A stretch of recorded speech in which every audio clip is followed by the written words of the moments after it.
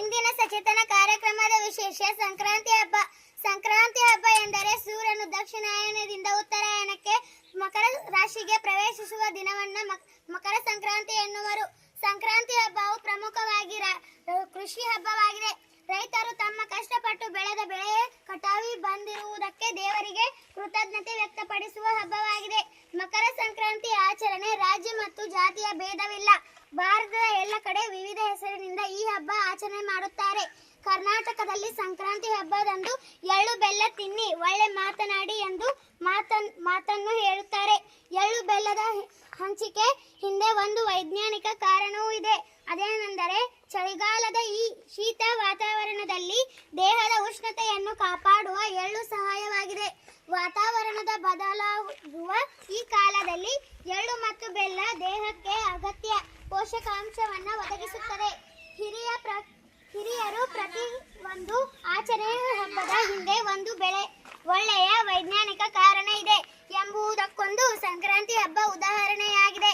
ಬನ್ನಿ ಎಲ್ಲರೂ ಸೇರಿ ಸಂಕ್ರಾಂತಿ ಹಬ್ಬವನ್ನು ಆಚರಿಸೋಣ. ಸಂಕ್ರಾಂತಿ ಬಂತು ಮನಸ್ಸಲ್ಲಿ ಮನಸ್ಸು ಬಿಟ್ಟೋ ಬಿಟ್ಟೋ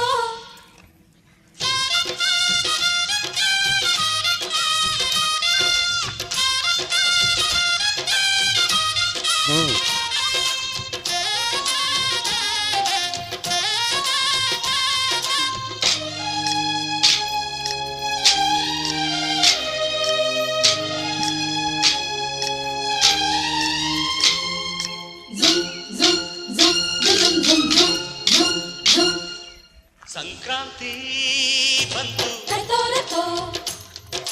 ಮನಸ್ಸಲ್ಲಿ ಮನಸ್ಸು ಬಿಟ್ಟೋ ಬಿಟ್ಟೋ ಎಳ್ಳು ಬೆಲ್ಲ ತೀರಾಯಿತು ಕೊಟ್ಟು ತಗೋ ಮಾತಾಯಿತು ಮುತ್ತಾಯಿತು ಮೊತ್ತಾಯಿತು ಮೈಯಲ್ಲಿ ಏರುತ್ತಿದೆ ಮಮಥನ ಹಬ್ಬುಗಳು.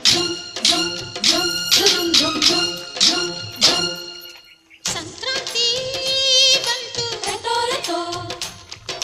ಮನಸ್ಸಲ್ಲಿ ಮನಸ್ಸು ಬಿಟ್ಟೋ ಬಿಟ್ಟೋ ಎಳ್ಳು ಬೆಲ್ಲ ತೀರಾಯಿತು ಕೊಟ್ಟು ತಗೋ ಮಾತಾಯಿತು ಮುತ್ತಾಯಿತು ಮತ್ತಾಯಿತು ಮೈಯಲ್ಲಿ ಏರುತ್ತಿದೆ ಮನ್ಮಥನ ಅಂಬುಗಳು.